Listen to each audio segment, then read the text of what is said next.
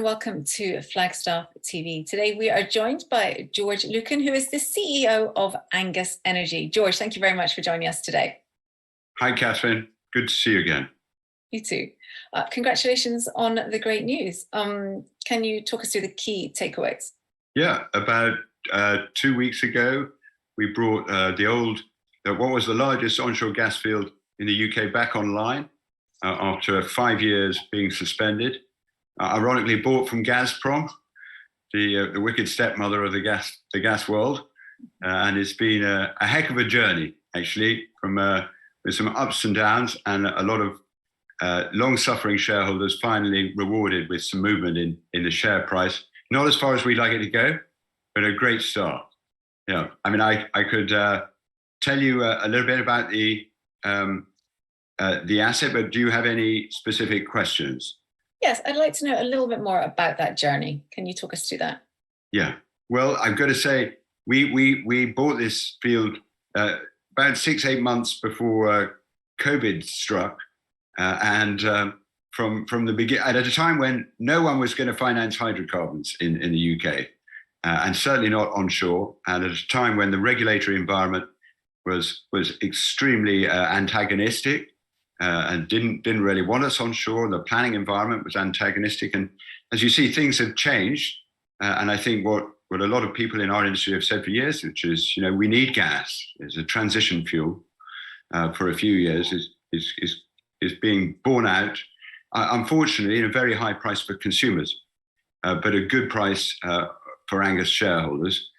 So it's been quite a journey, and it's a journey through COVID and endless lockdowns, supply chain crises, and great difficulty in getting money. And finally, here we are with an assembled plant, and one of the most advanced processing plants in the UK today, fully automated by a fantastic computer control system.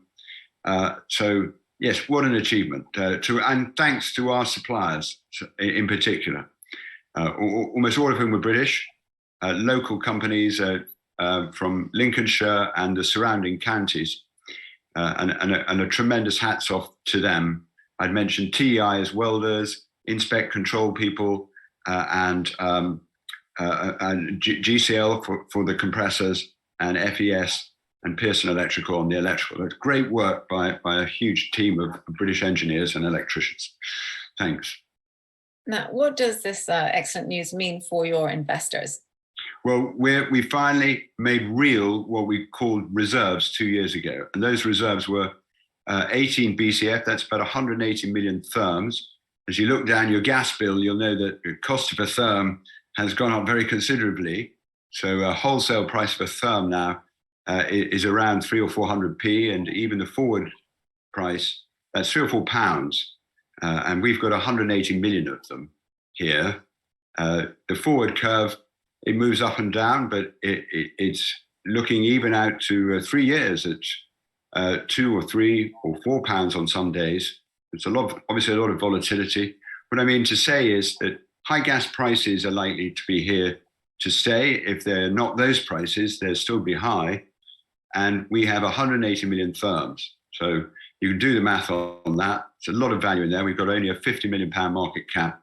So we're not even scratching the surface. Now, a number of those therms, say 50 million, are hedged, but equally beyond that 180 million, we have another 120 million therms of contingent resources.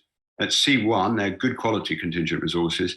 So it's a big long-term asset.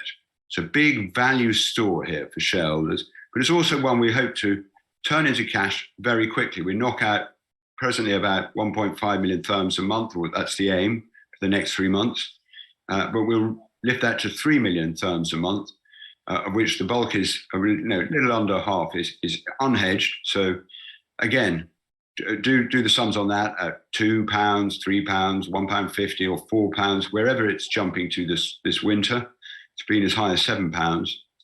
And you see the tremendous cash generative capability of the field in the reasonably short term. So it's fantastic news for shareholders, yeah. And what does it mean for Angus Energy as a company going forward?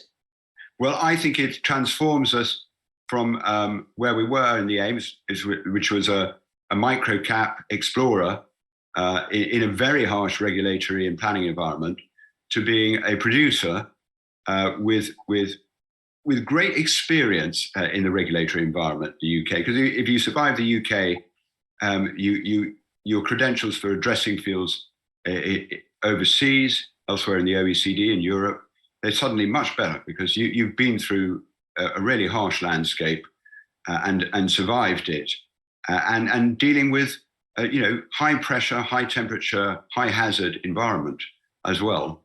And that's important. That's a skill set which we didn't have before as oil explorers.